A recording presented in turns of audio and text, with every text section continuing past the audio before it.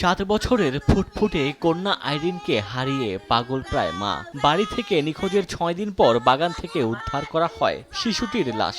এমন ঘটনায় এলাকায় চাঞ্চল্যের সৃষ্টি হয়েছে।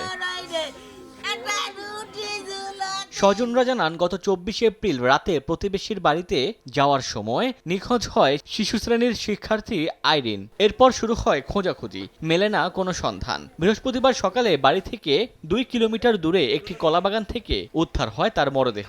পরিবারের দাবি, ধর্ষণের পর শিশুটিকে হত্যা করা হয়েছে। বড় বোনটা এই পাশের বাড়ি কার বাড়ি টিভি দেখবার গেছে, তো কই মনে তুই কোনো জায়গায় কোন যাইস না, তাই অফিসের কাছে খেলা করতেছিল। যেভাবে রাখছে মনে হয়তো যে নির্যাতন করে তারপর ওইভাবে উপর করে একটা ব্যাংক যে এইভাবে থাকে সেইভাবে রয়েছে, এইসব তো কিচ্ছু দেখা যাইতেছে না। আমার বুক খালি করি যে আমি তার ফাঁসি চাই।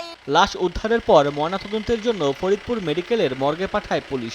এই ঘটনায় 4 জনকে জিজ্ঞাসাবাদের জন্য থানা হেফাজতে নেওয়া হয়েছে।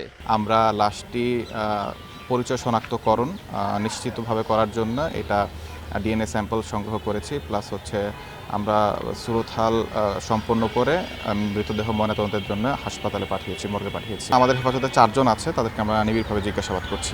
শিশু আইরিন আক্তার ফরিদপুর সদর উপজেলার বাখুন্ডা আদর্শ গ্রামের বাঁকা বিশ্বাসের মেয়ে। সময় সংবাদ, ফরিদপুর।